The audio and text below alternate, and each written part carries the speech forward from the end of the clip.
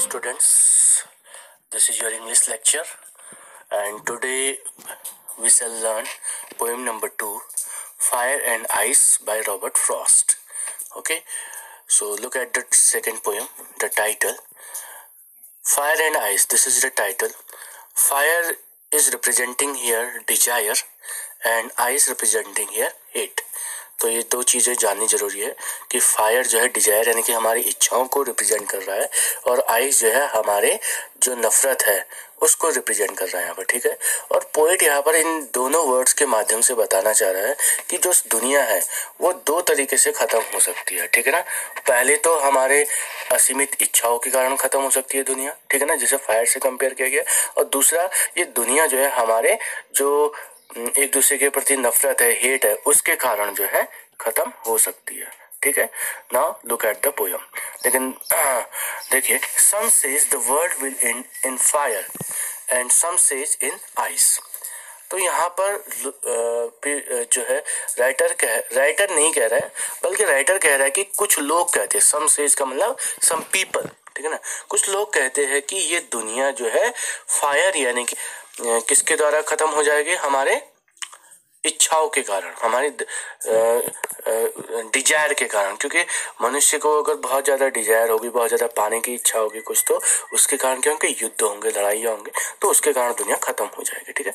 कुछ लोग कहते हैं कि सम सेज इन आइस, कुछ लोग कहते हैं कि दुनिया जो है आइस यानी कि नफरत यानी कि हेट के कारण खत्म हो जाएगी, कि दुनिया के लोग जो एक दूसरे से कम्युनिटी के आधार पर, रेस के आधार पर, धर्म के आधार पर, है ना, एक दूसरे से घृणा करेंगे, लड़ेंगे और दुनिया खत्म हो जाएगी, ठीक है। Now look at the third line, from what I have tested of desire I hold with those who favour fire.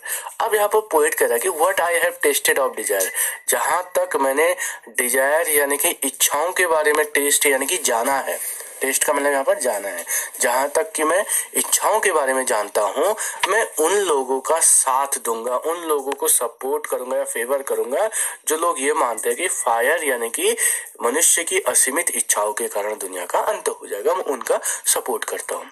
But if I had to perish twice, अब यहाँ पे पेरिश का मतलब होता है एंड या डाई, ठीक है ना।